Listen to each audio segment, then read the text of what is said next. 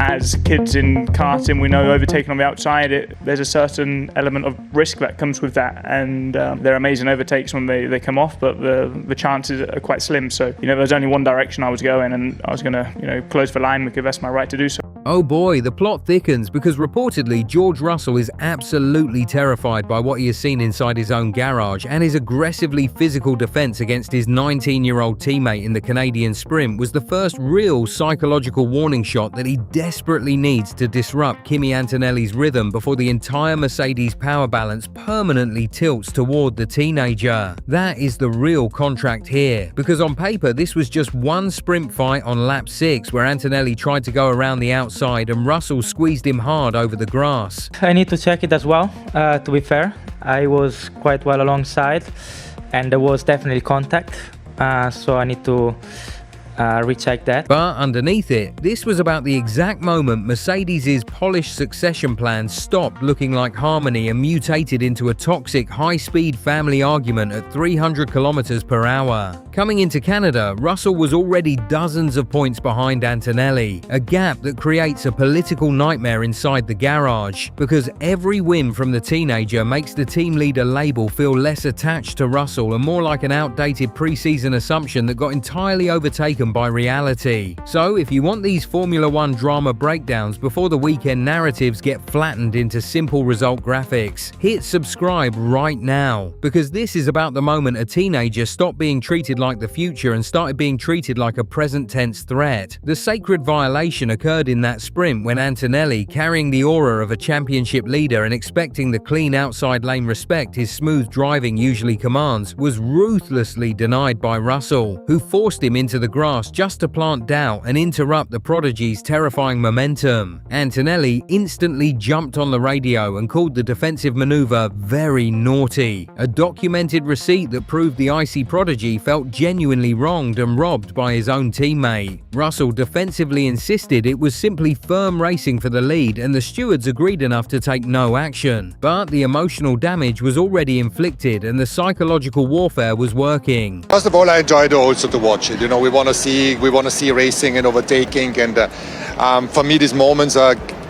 super good because there is so much we can learn from this and say, I take the drivers aside and said, how do you see that? How do we want to handle it in the future? Antonelli over-attacked later in that exact same lap, made a costly mistake and dropped behind McLaren's Lando Norris, providing the undeniable receipt that exposed how the teenager's famous composure could indeed be cracked when the fight felt fundamentally unfair. But this is where the dynamic gets even darker, because Toto Wolff literally had to jump on the radio and demand his young driver to stop moaning.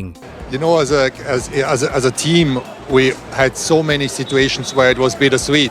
You're extremely happy for one driver and deserving, and then you feel gutted for the other one. So that is difficult. A brutal public intervention that proved the quiet rivalry was now fully live, public, and bleeding into the open. And this is exactly where the second loop opens, because Antonelli's own later reflection proved Russell had touched a raw nerve. The teenager admitted he was maybe a little too much aggressive, stating he did not want a repeat of that kind of internal conflict and needed to stay clear-headed next time. Russell knew exactly what he was doing, forcing the teenager to spend precious mental energy processing the conflict.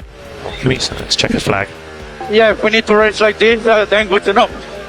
Kimi, now it's the fourth time to talk about this. We talk about this internally and not on the radio, okay?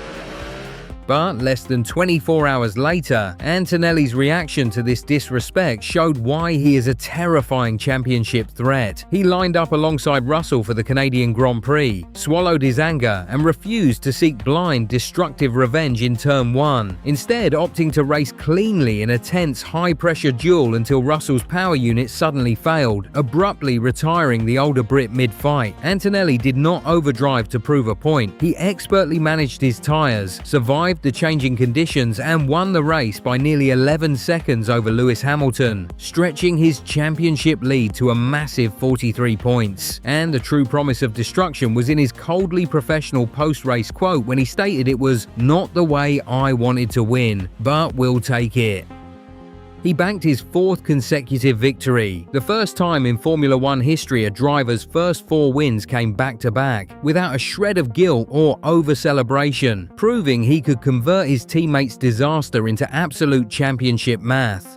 Nice work, Kimi. It's been a very eventful day, but well done. Yeah, thank you everyone. Not the way I wanted to win. Was going to be a good fight with George, but yeah, we'll take it. This sequence of events proved that Antonelli had already developed the emotional scar tissue required to survive a title fight because he went through a brutal Monza slump earlier in his career, cried, doubted himself, and needed a complete reset with engineering and psychological support to focus purely on process over outcome. That history matters immensely because it means his current form is not fragile innocence. It has already been severely stress tested by the darker side of being the chosen one, proving he can rebuild his own confidence when the car, the media, and the pressure turn against him. He's beating everyone he needs to. He's not making mistakes, you know.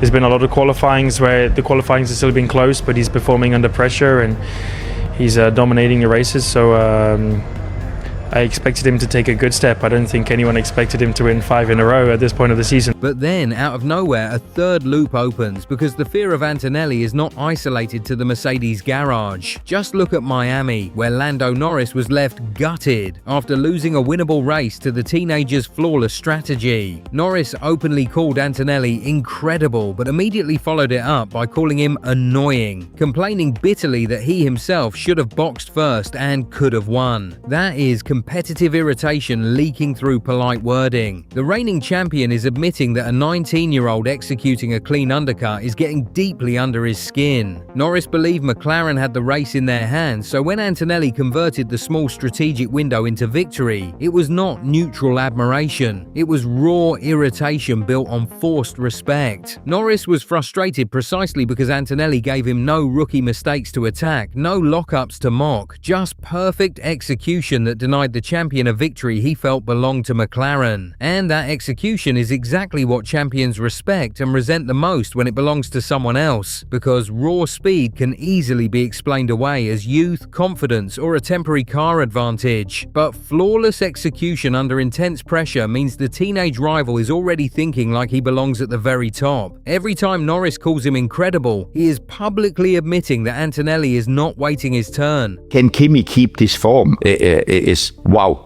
The sprint race, the amazing thing was he was not on pole, but he waited, he knew that he will get Lewis. And every time he calls him annoying, he is confessing that the teenager's success is no longer comfortably distant from his own championship fight, but right in his mirrors, dominating the strategy windows where McLaren expected to dominate. And the paddock commentators are amplifying this nightmare scenario for the established grid. Martin Brundle went on record telling Russell he has to treat Kimi like a peak Lewis Hamilton, describing the teenager as fast, ruthless, and knows how to get results. Brundle labeling Antonelli a proven race-winning peer in an internal championship battle completely collapses the comfortable veteran-rookie hierarchy, removing all of Russell's seniority. If Brundle tells George to treat him like a proven peer, then the paddock has already made its quiet judgment that Kimi has graduated into Russell's bracket, erasing the excuses and the age gap comfort. This broader implication is absolutely massive for rivals like Ferrari, Red Bull, and McLaren, because if Mercedes no longer has a clean future plan but rather a present tense civil war, it creates a terrifying double-edged sword. On one hand, two top-level drivers pushing each other can aggressively accelerate car development, but on the other hand, internal title fights inevitably create friction, meaning one wrong strategy call or one ignored team order could suddenly force Mercedes to spend their energy managing their own garage instead of hunting the Constructors' Championship.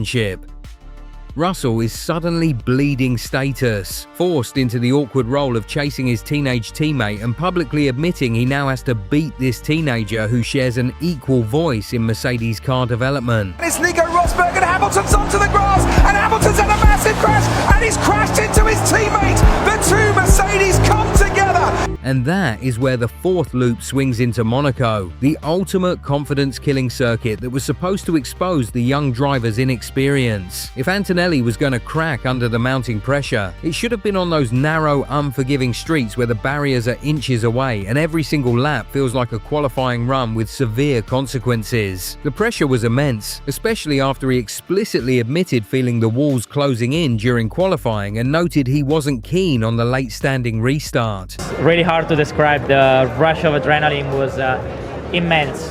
I was still shaking, and now when I was in the press conference because of the adrenaline, but yeah, it's one of those laps that is very special, where it just comes all together, and I'm very happy to have gotten pole today. Yet, despite admitting his fear, he collected his thoughts and refocused, delivering a magic lap to beat Max Verstappen for pole position by a microscopic 0.043 seconds. He went on to lead all 78 laps, set the fastest lap, and secure a historic Grand Slam amidst the absolute chaos of 2 red flags and 7 retirements. Antonelli did not just win a clean race, he handled 2 red flags and a standing restart, proving his composure because restarts cool down the tyres and brakes, breaking a driver's rhythm and creating the perfect trap for a mistake. Toto Wolff described Antonelli as needing to be one with the car and really in the zone, calling the teenager's onboard footage unbelievable, which is language teams usually reserve for drivers operating at the very peak of their absolute reference scale. Meanwhile, a sharp rumour is flying through the paddock that Wolff might eventually have to turn the internal Mercedes battles down a notch before this rivalry destroys their constructors' campaign, echoing the toxic days of the Hamilton-Rosberg wars.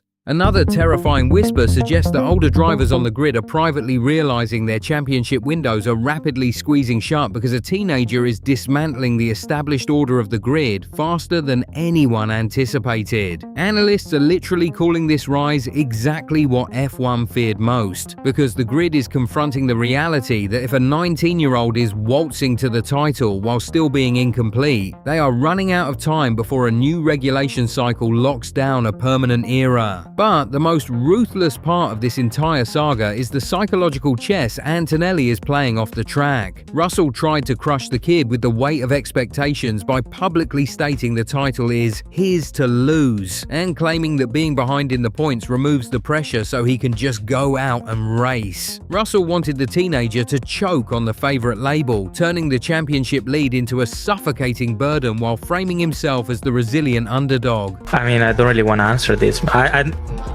I don't like talking about others, to be fair. Others' performance. I just focus on myself, and but George is very strong, and for sure he's gonna be back at his form, and is, especially in qualifying, he's always a very good qualifier. He's always able to extract the maximum out of it. So yeah, I think he's a very strong driver. But Antonelli effortlessly dodged the trap, firing back that Russell's words were transparent mind games that simply slid right off me. Antonelli aggressively deflects the pressure, insisting, "I haven't won anything yet. I have nothing to lose. I remain the underdog, and that's a position I don't mind," completely redirecting the heavy burden back onto the veteran. He amplifies this protective shield by strictly using race-by-race language, constantly telling the media that he does not think about the standings when the helmet goes on and that it is too early to talk about a title duel. This completely shrinks his world, preventing his mind from being pulled forward into Abu Dhabi points permutations and instead keeping his focus locked onto the next session, which is the ultimate survival thinking under championship pressure. Even when pundits like Tim Howraney openly state they do not see Antonelli as an underdog anymore, the teenager deliberately maintains the mismatch between his public identity and his actual dominance. He even twists the knife by pointing out that Russell has all the qualities needed to fight for the title, including experience, which sounds respectful but is psychologically savage because it forces Russell to carry the burden of delivering. Antonelli continuously reminds everyone that he can still improve in many areas, like racecraft, risk-reward management, and consistency, turning his own lack of experience into a terrifying unknown ceiling for the rest of the grid. Toto Wolff has openly talked about playing the long game with Kimi, managing him carefully, but also admitted being scared of what happens when the inevitable mistakes and public backlash finally arrive.